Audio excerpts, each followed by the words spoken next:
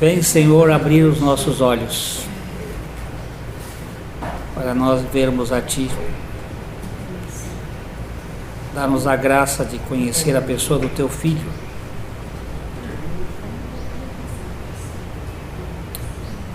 Investe o Teu Espírito sobre nós para que Ele nos capacite, nós possamos falar e ouvir a Tua voz. Em nome de Jesus. Então, eu não sei como é que vocês têm andado aí com o Alexandre. Cada um tem sua metodologia, né? Mas eu estou seguindo um passo a passo do livro de Gênesis. E pelas minhas contas, não sei se ele mexeu nesse assunto, pelas minhas contas, nós deveríamos olhar hoje, a partir do versículo 22 do capítulo 21 de Gênesis, que é Abraão na Filistia. Abraão fazendo uma aliança com Abimeleque. E por esse tempo, Abimeleque, que é um rei filisteu de Gerar, e Ficol, que seria o seu general, comandante do seu exército, fizeram com Abraão, disseram a Abraão: Deus é contigo em tudo o que fazes. Eles estavam reconhecendo a operosidade de Deus na vida de Abraão. Mas Abraão estava exilado na Filistia.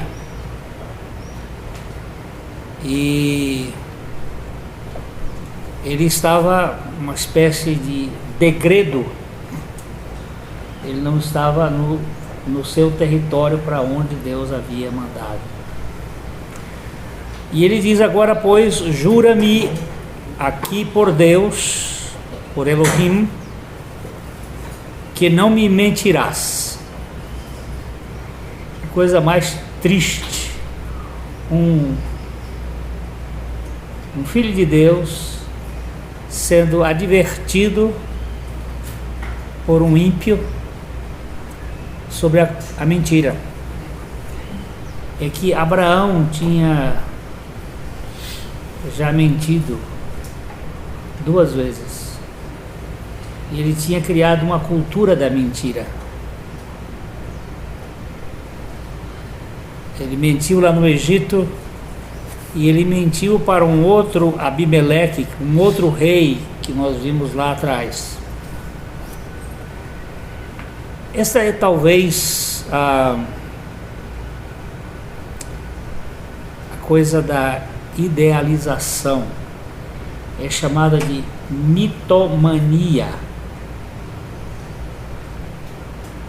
Você vive uma realidade que não é a realidade.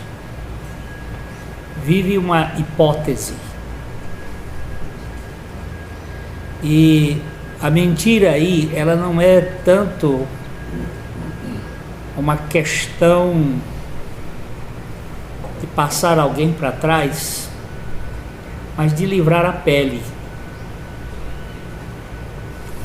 É a mentira que é utilizada por aquilo que se chama de ego idealizado. Nós construímos um ego, uma imagem que o Brenan chama de o impostor que vive em mim, e nós vendemos esse impostor para os outros através de bordaduras que a gente faz na nossa identidade, para que os outros nos aplaudam, nos apreciem, porque nós temos muito medo da crítica e da rejeição. E somos, de certo modo, viciados no elogio e na aprovação. Então, Abraão, por 2 vezes, ele comete esta coisa de mentir. E agora o rei diz: jura-me aqui por Deus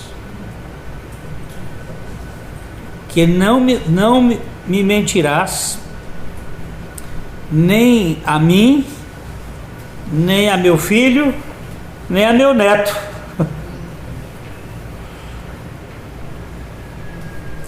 Pegou 3 gerações aqui, dizendo: ó, por favor, senhor Abraão, essa é uma grande decepção que ele traz para a sua história. A credibilidade dele era pequena, né? É. E o que eu entendo é que muitas vezes nós mentimos sem palavras, em não admitirmos que nós somos quem somos,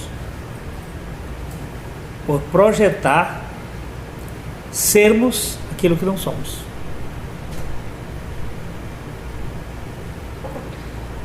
Quem é você? Eu sou Paulo disse: eu sou o principal dos pecadores, o príncipe dos pecadores. O filho que entrou na festa do Pai bondoso, ele vinha com um discurso: eu não sou digno. O outro que ficou fora da festa ficou indignado. Quem é você? Eu sou o pior dos pecadores, aceito pelo Salvador da graça. Esta é uma verdade que nós precisamos ganhar de nós e de Deus. De nós, para perdermos o medo da crítica. Porque se todos me rejeitarem e o Senhor me aceitar, quem é que leva vantagem nesse negócio aí? Muitas vezes nós sofremos muito por causa dos olhos dos homens, porque eles estão olhando para nós e nós não queremos pisar em falso na passarela, não queremos cometer gafes. Essa mania de perfeição talvez seja o pecado dos pecados, a soberba, a impecabilidade. E aí eu tenho que fazer uma renda para tentar enfeitar esse pavão, para tentar dar uma pintura melhor, para você poder me dizer: olha que cara excepcional.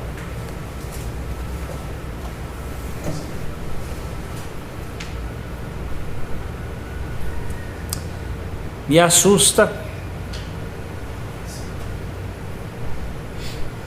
que eu sou igual a Abraão.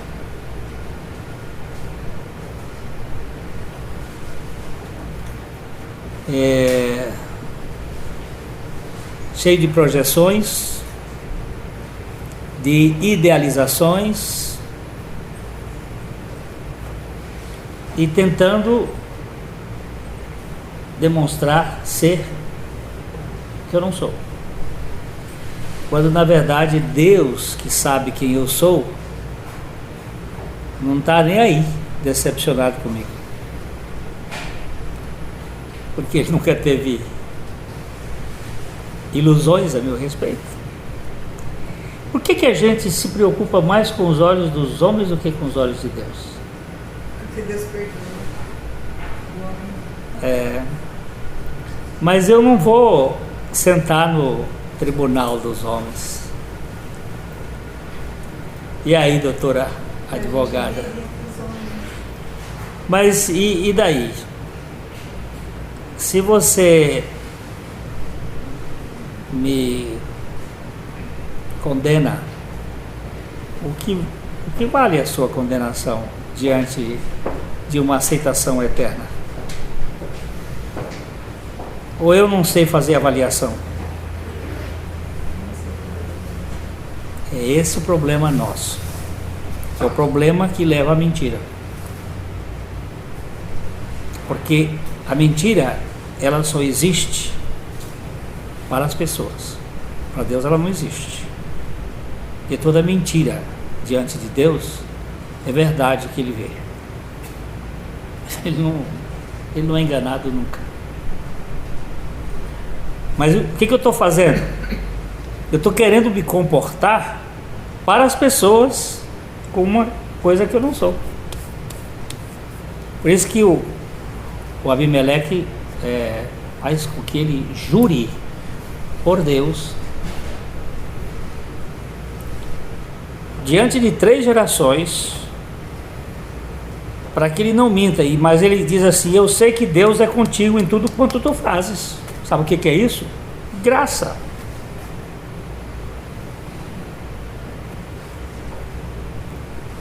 Graça, o conceito de graça é Deus dando e fazendo tudo a quem não merece nada. E mesmo assim, eu estou querendo merecer. Para quê?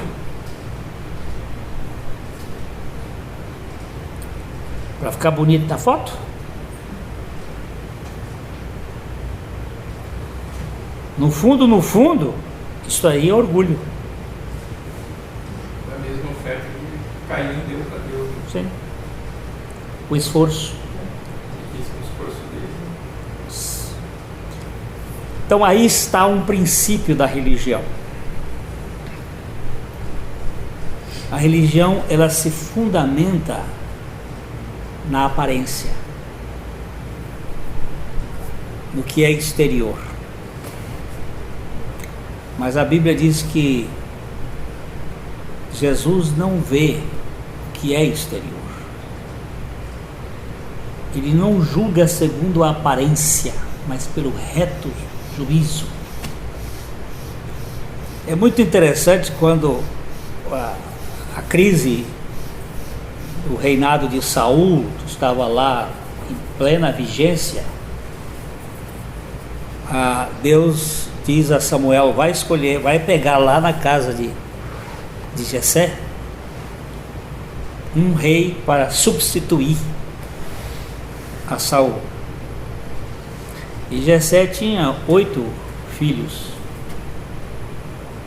sendo 7 varões mais aprumados, e o 8º era uma figurinha assim, meio até sarará, ruivo, né? Ruivo, e parece que era meio sardento e meio assim excêntrico. Gostava mesmo era de jogar pedra, era matar urso com faca, era pegar na juba do leão. Ele gostava era de tocar flauta e tinha uns hábitos assim excêntricos. Não era muito do ambiente. Ficava lá no mato, lá na pastagem. E quando Samuel entrou com um chifre cheio de azeite, e ele viu primeiro deles lá, Samar, e disse: e é esse? Olha só o Janequine aqui. Olha só o tipão do menino. E aí ele ficou todo entusiasmado. E Deus disse: eu não vejo a aparência. Eu não olho como vocês olham. Vocês olham para o exterior, mas eu vejo o interior. Eu sei que Davi foi passando um por um e Samuel passando a vara e dizendo: não, esse não, até o último. E quando chegou no último, ele disse: mas não tem mais nenhum. Disse: tem um cara lá, mas aquele não vai servir para nada. Isto é que é o Evangelho, gente. E a Bíblia diz que Deus escolheu as coisas loucas do mundo, as coisas que não são, para confundir as que são, para que ninguém se glorie diante de Deus, senão pela graça de Deus. Davi é a escória. Você sabe o que é escória? É aquilo que já foi tirado todo o metal precioso, e o que sobrou ali foi o restolho. Evangelho privilegia o fracassado. Por que será isso? Porque médico só existe por causa de doente. Se não tivesse doença, para que médico?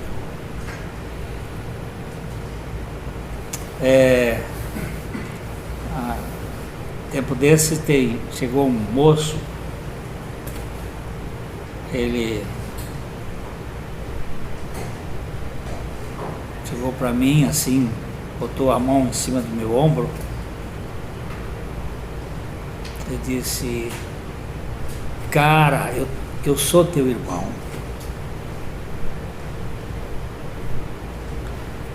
Todo tatuado, bem forte, um tipo excêntrico. Aí ele disse assim: foi ouvindo este evangelho doido que você está anunciando que Deus foi me catar lá no meio do lixo. O gremista? O gremista? Lá no meio do lixo. Nós temos um Deus especialista nisso, em pegar o restolho. E por que eu tenho que ser a Gisele Bündchen? Por que eu quero ser o top model mais famoso na passarela? Isto é soberbia. Isto é petulância. É isso que faz a pessoa mentir.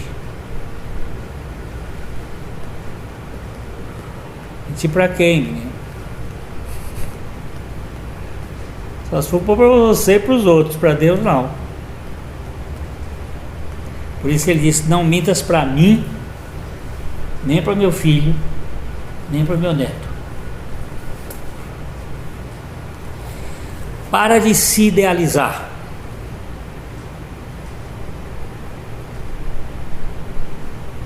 Aceite-se como Deus aceita você. Oh, coisa boa. Isso tira o peso das costas.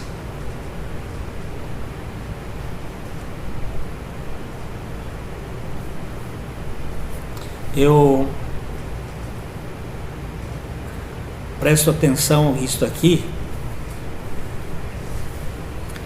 com muito cuidado. Ele diz assim: e usarás comigo e com a terra em que tens habitado daquela mesma bondade com que eu te tratei.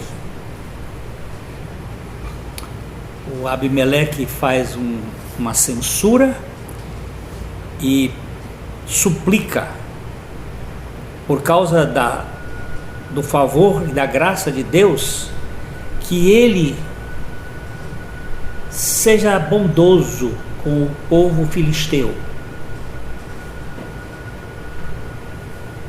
E diz assim: olha,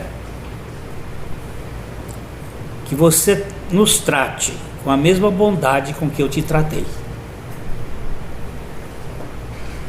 Isso chama-se reciprocidade. É o princípio do mundo, mas não é o princípio da graça. O princípio da graça é sermos mais generosos do que recebemos dos outros. Aí Abraão fez uma resposta, ele jurou, juro. Então o pacto foi feito. Nada obstante, ele levou uma censura, aí ele vai fazer a troca. Nada obstante, Abraão repreendeu Abimeleque por causa de um poço de água que os servos desse lhe haviam tomado à força.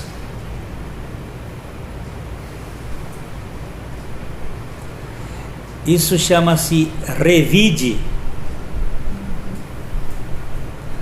Já que você me deu uma canelada aqui, eu vou te dar um pontapé. Eu vou te cobrar o que aconteceu. Esse procedimento é extremamente humano, mas é um procedimento que deve ser tratado pela cruz, para sermos livres de ter que ressarcir ou de ter que cobrar dos outros a nossa perda. O Evangelho, ele tem essa característica. Quando quiserem te levar a capa, vai dar a túnica também. O que é isto? Isto é depender que Deus possa suprir infinitamente mais. É confiar em Deus e não nas coisas. Respondeu-lhe Abimeleque: não sei quem terá feito isto. Ele está agora dizendo que não foi uma coisa feita por ele, mas também nada me fizeste saber, nem tampouco ouvi falar disso, senão hoje. Parece que é uma coisa antiga, e Abraão aproveitou por causa da censura. E isso é um comportamento muito frequente entre nós, até entre marido e mulher. Um diz: ó, o chinelo estava emborcado, o outro vai dizer: mas a cueca estava suja. E aí vão criar uma guerra por causa de: eu não posso achar defeito em mim, não posso que você possa achar defeito em mim também, aí eu tenho que achar defeito em você.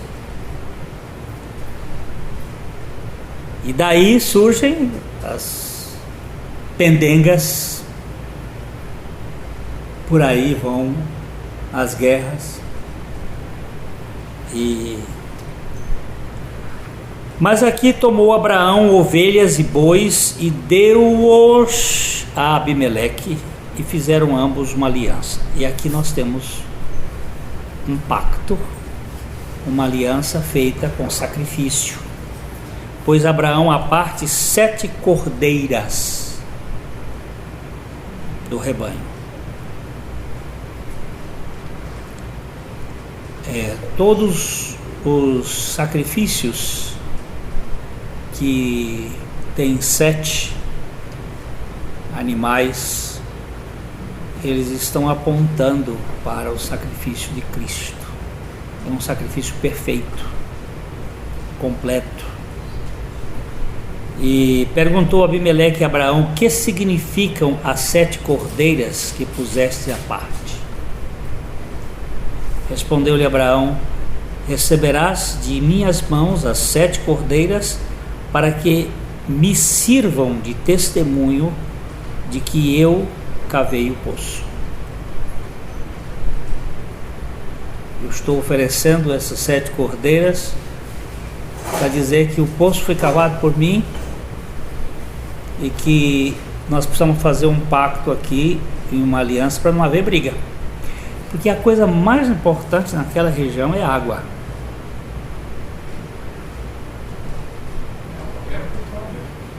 Mais rico do que petróleo.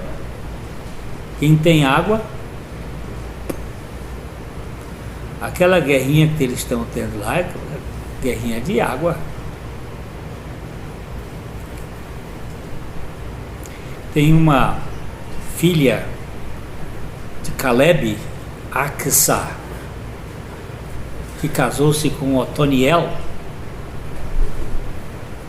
Ela herdou um pedaço de terra, mas não tinha água. E aí ela chegou para o pai e diz assim: o senhor me deu uma terra, mas é árida, não tem água. Que me serve essa terra sem água? Me dá uma fonte. E isto aqui também é tipologia de Cristo, que é a fonte que mata a sede. Quem não tem a fonte, quem não tem água, não pode matar a sede, não pode se limpar, não pode fazer agricultura. E tudo isso é tipologia da figura de Cristo. E eles chamaram aquele lugar de Beersheba, porque ali jurou eles ambos, e assim fizeram uma aliança em Beersheba, e levantaram-se Abimeleque e Ficol, comandante do seu exército, e voltaram para as terras dos filisteus. E plantou Abraão tamargueiras em Beersheba e invocou ali o nome do Senhor Deus Eterno. E foi Abraão por muito tempo morador na terra dos filisteus. Este é o texto todo. Agora, o que esse texto vai nos chamar a atenção assim mais especialmente, é que Abraão foi peregrino.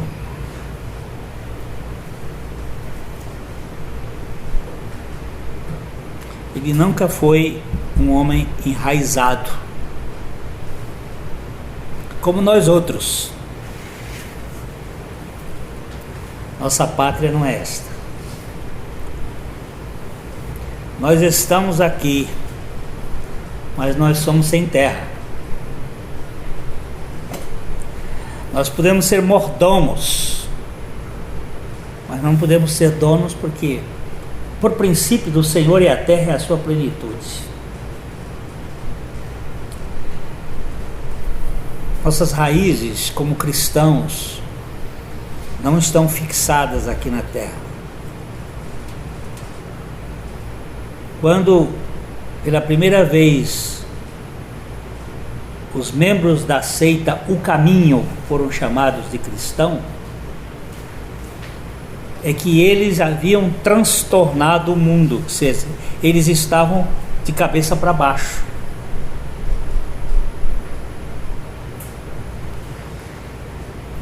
É como se fossem morcegos. As raízes deles não estão na terra, estão nos céus.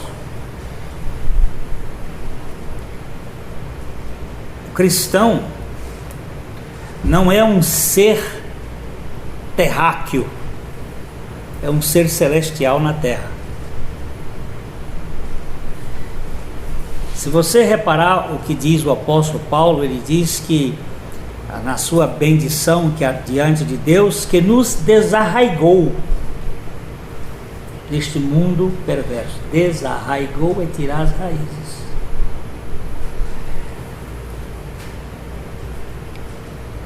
E é muito interessante porque a raiz, ela tem geotropismo e o caule tem fototropia, cresce para riba. Mas na planta de Deus nós temos oranotropia, o crescimento é para o céu, a raiz, e a cabeça é para baixo, é crescer para menos. Quem se nutre do céu,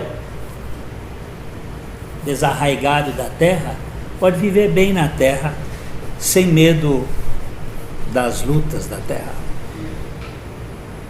porque ele sabe que ele é um peregrino. Nossa caminhada aqui na terra é uma caminhada de peregrinação. Esse é um lembrete de que Abraão não viveu todos os dias na terra da promessa, mas passou muitos anos no exílio. Eu gosto de pensar que eu sou um exilado, que eu estou aqui por um tempo.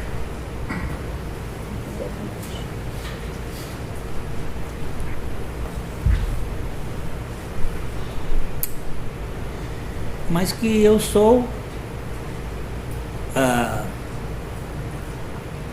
passageiro. Ainda que a gente tenha algumas coisas, mas essas coisas não podem governar a nossa vida.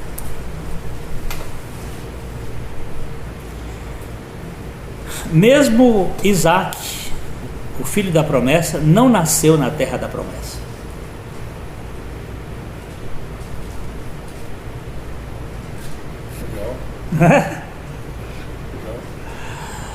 Ele nasceu no exílio e teve que peregrinar lá com seu pai, que andou de nação para nação, de reino para reino, como peregrino. E depois Jacó, a mesma coisa, e eles nunca foram só quando eles vieram do Egito é que Deus aí deu, mas eles nunca tomaram posse na terra como Deus havia estabelecido.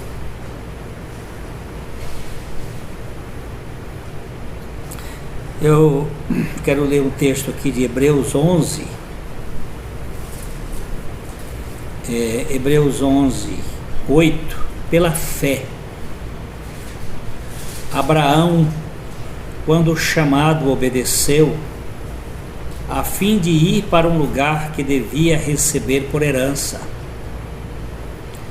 e partiu sem saber onde ia. Diz que quem não sabe aonde vai já chegou, né?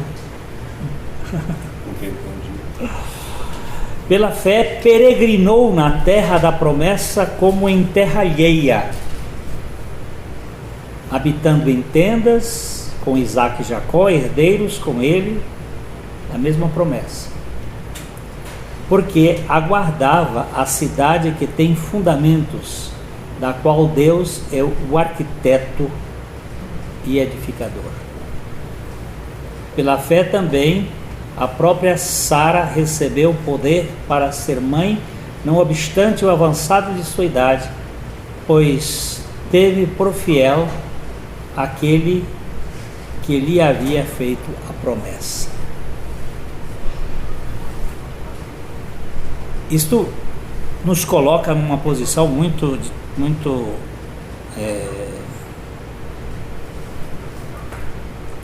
propícia para que nós andemos. Aliás, posso até andar um pouquinho mais aqui, que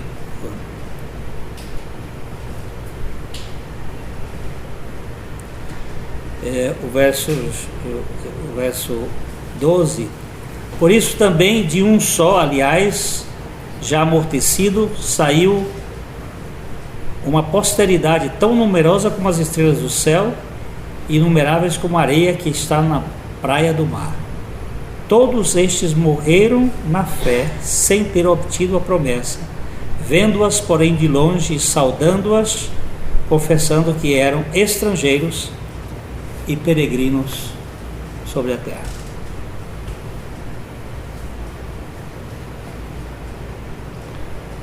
Vocês sabem quais são os bens principais que os judeus se utilizam quando eles estão no exílio? Os principais, onde eles põem a maior quantidade de ovos, em que diz que a gente não pode botar os ovos só numa cesta, mas aonde é que eles põem a maior quantidade de ovos? Diamante, ouro, coisas que eles podem carregar. Eles não põem muito em bens imóveis.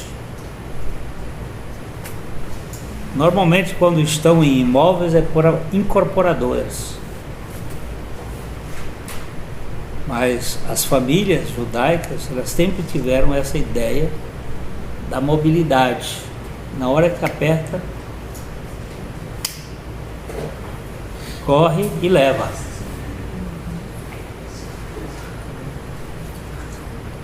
E a ideia de peregrinação é uma ideia muito preciosa para nos tratar, para que nós não fiquemos arraigados com coisas e vão perder um dia o valor.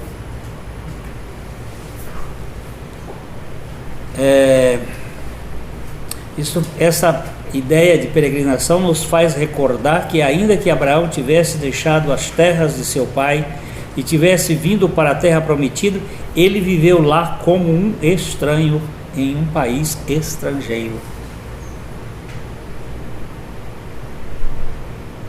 Quando nós nascemos de novo pela graça de Deus, nós somos retirados de um império das trevas e transplantados para o reino do Filho do Céu. É um sequestro da graça de Deus. Tira, rapta, remove deste governo que tiraniza,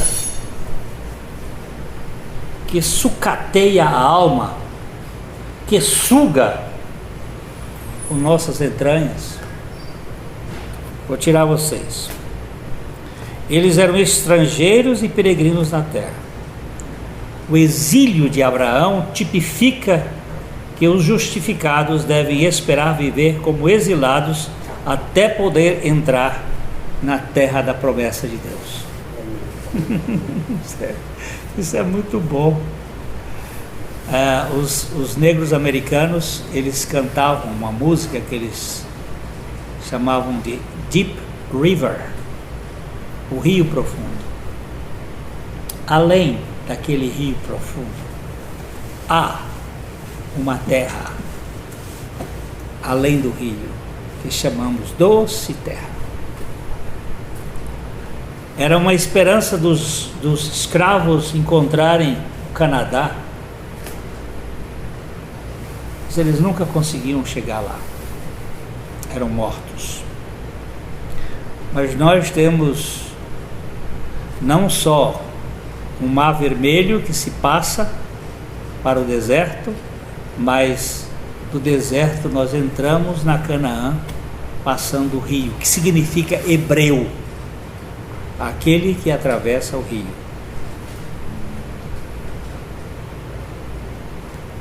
E possui a terra de Deus. Qual é a terra de Deus?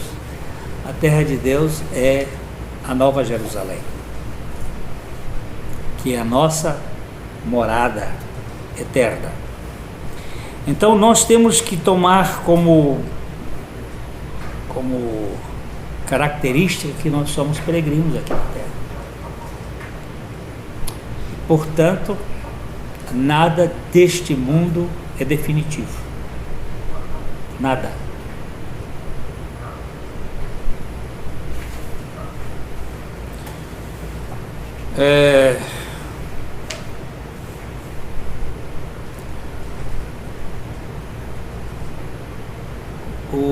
Os servos de Abimeleque haviam roubado um poço a Abraão, mas porque Deus estava com Abraão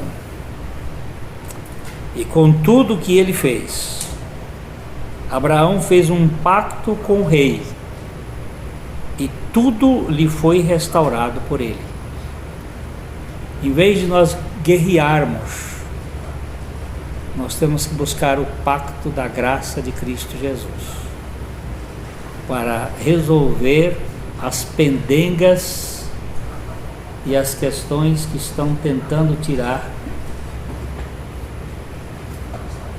as coisas que são apenas passageiras.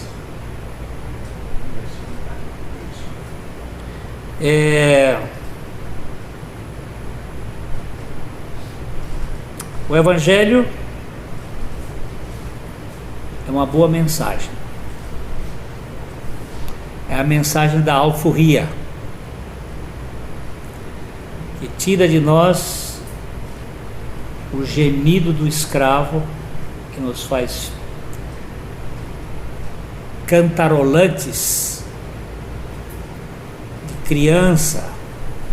crianças que cantam, que brincam.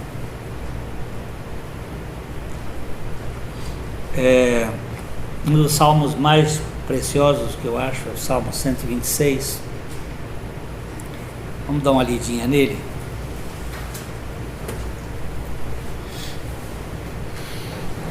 Esse salmo é um salmo de restauração. Ele fala... nós primeiro vamos, em vez de olhar primeiro o 126, vamos dar uma olhadinha no 137. O 137 é salmo de escravatura. O povo estava na Babilônia. E ele diz assim: às margens dos rios da Babilônia nós nos assentávamos e chorávamos, lembrando-nos de Sião. Foi um tempo de memória triste. Nós penduramos nos salgueiros que lá havia, nós pendurávamos as nossas harpas, pois aqueles que nos levaram cativos nos pediam canções, e os nossos opressores que fôssemos alegres, dizendo: entoai-nos algum dos cânticos de Sião. Sião é o tipo da Nova Jerusalém, é o tipo da cidade eterna. Você vai ver isso no livro de Hebreus, no livro de Apocalipse. Cantem por favor um cântico de Sião, sejam alegres. E eles dizem: como porém haveríamos de entoar o cântico do Senhor na terra de estranhos? Se eu de ti me esquecer, ó Jerusalém, que se esqueça a minha mão direita. Aí eles vai dizer: apegue-se-me a língua ao paladar, se não me lembrar de ti, se não preferi eu, Jerusalém, a minha maior alegria. Contra os filhos de Edom, lembra-te, Senhor, do dia de Jerusalém, pois diziam: arrasai-a até os fundamentos. Filha da Babilônia, que has de ser destruída, feliz aquele que te dera pago do mal que nos fizeste. Feliz aquele que pegar teus filhos e esmagá-los contra a pedra. É um cântico um salmo de de escravatura, de vingança, de ressentimento. É um salmo que mostra a dor de quem é escravo. É mais um gemido do que um salmo. Agora, quando a gente vai para o Salmo 126, você vai verificar que muda o tom e a toada. Ele diz: quando o Senhor restaurou a sorte de Sião.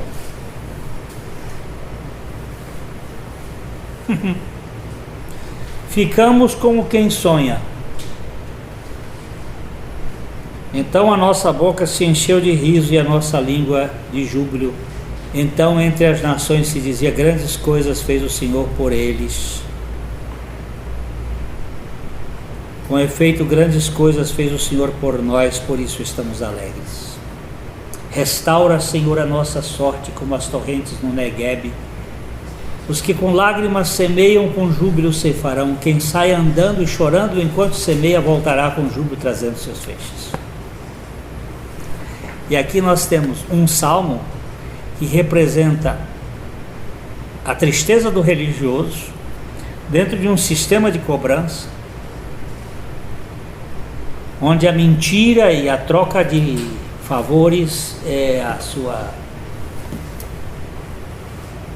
primazia, para um salmo quando você é alforriado e que você tem a restauração da sua história, quando o Senhor restaurou a sorte de Sião. Ficamos como quem sonha.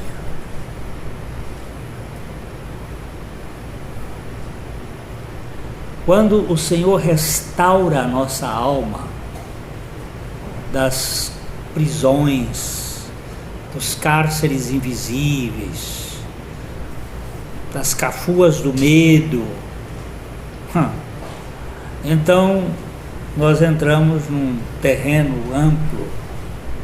A nossa boca se encheu de riso e a nossa língua de júbilo, e era o que se diziam entre as nações onde nós andamos peregrinando.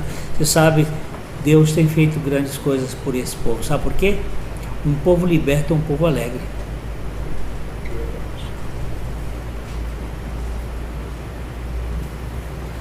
Ele não precisa fingir ser uma coisa que ele não é. E ele diz: com efeito, grandes coisas fez o Senhor por nós, por isso estamos alegres. Tem um pensador que diz que um cristão triste é um difamador do seu Salvador. Nós podemos passar por momentos de tristeza, mas não podemos ser tristes. As circunstâncias podem de repente, em um determinado momento, trazer tristezas ao nosso coração. Porém, nós não somos reféns dessas circunstâncias. Restaura, Senhor, a nossa sorte, como as torrentes do Neguebe. Neguebe é uma região do sul, fronteira com o Egito, mais para baixo, muito seca, mas quando as chuvas, lá só tem águas, quando vem chuvas assim mais extensas, ou degelo, aí formam aquelas torrentes que vêm, eles restauram, deixa encharcar isso aqui, e restaura a nossa sorte. E ele então usa a expressão: os que com lágrimas semeiam, com júbilo ceifarão. São dois movimentos. Quando se planta é duro, quando se colhe tem alegria, porque vem os que saem andando e chorando enquanto semeiam, voltará com júbilo trazendo seus feixes. Nós precisamos estar certos de que o futuro, a nova Jerusalém, a esperança eterna, supera todas as nossas lágrimas e sofrimentos do aqui e agora. Se isto não for, Verdade. nós estamos ferrados. E se isso não for uma realidade viva para nós, nós vamos viver murmurando, criticando, gemendo, como os escravos lá da Babilônia, pendurando as nossas harpas, sem poder cantar o cântico de Sião. Agora, pela graça de Deus, e nós vivemos pela fé, não alcançando ainda lá, mas sabendo que vou chegar lá. Isto vai me dar gás para caminhar com confiança até o momento que o Senhor dissesse: entra, vem cá. Eu estava falando para os pastores hoje que Francis Collins,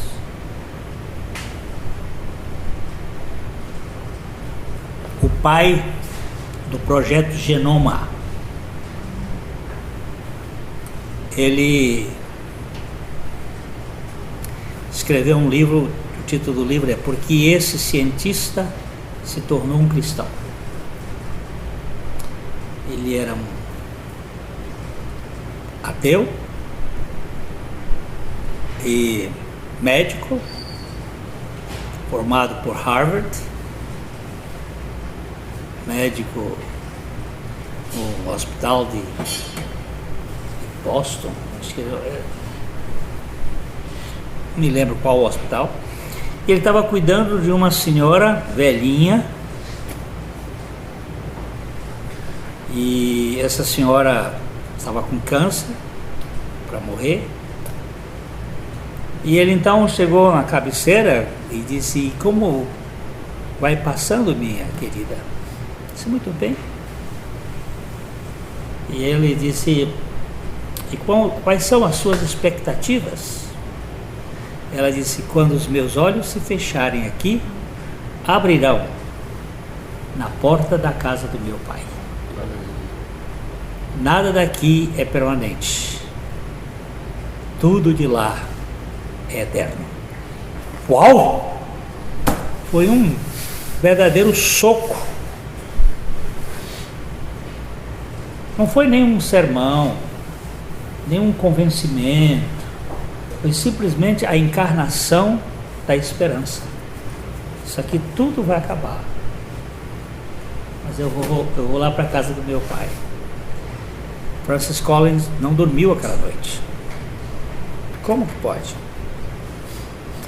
Depois ele foi lá fazer os estudos da helicoidal do DNA, e isto aqui não é aleatório. ATGC, TG, AT, isso não é casual, isso tem uma inteligência por trás. E não é que foi o DNA que foi pregar o evangelho para ele depois da velhinha fechar os olhos. E ele conta no livro dele por que esse cientista se tornou um cristão. Porque a vida de Cristo é um milagre na vida das pessoas. E essa vida de Cristo sendo um milagre, nós somos apenas peregrinos neste mundo. Estamos de passagem. Nossa pátria é lá em cima.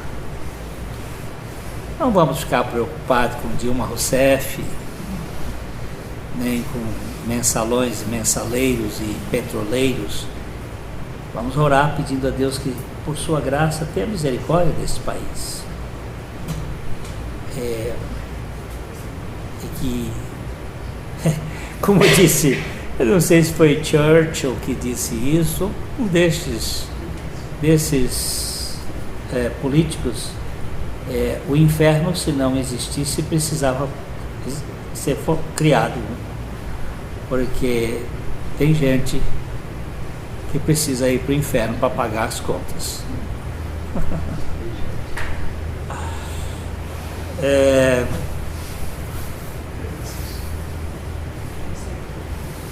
Acho que Hitler foi fichinha em matar gente, como nós temos matado gente hoje no Brasil, tanto por falta de saneamento básico, por falta de hospitais, por falta de critérios, como também por permitir quase 60 mil pessoas mortas por ano nesse país. Nenhuma guerra hoje no mundo mata o que morre de gente no nosso país. No trânsito, né? No trânsito, né? Não, isso é morte sem ser do trânsito. Morte de assassinato. São 56 mil mortes de assassinatos. Negligência. Agora, se me matarem, vão me fazer um favor. A filhinha de um irmão nosso aí da igreja, do JC, a filhinha dele diz: papai, não é verdade que se o ladrão chegar e puser o revólver na cabeça e quiser que a gente faça uma coisa errada, a gente pode dizer para ele: não vou fazer? Porque se ele matar a gente vai estar com Jesus, e é muito melhor, não é, papai? É um toco. Já está compreendendo que estar com Jesus é muito melhor. Então essa questão aqui entre o Abraão das idealizações e o Abraão da peregrinação depois tem um pacto e tem um sacrifício. Esse sacrifício de Cristo é que faz a diferença de tudo. Ele muda a maneira de nós pensarmos. E depois nós vamos ver o capítulo 22 do livro de Gênesis, que é a coroa da experiência de Abraão. É quando ele pode perder o filho, mas não pode perder a dependência de Deus. Está disposto a tudo para não ficar fora da comunhão e da dependência do Senhor. Foram mais ou menos 45 anos desde que Deus tirou Abraão de Ur até colocar Isaque no altar. 45 anos de desconstrução.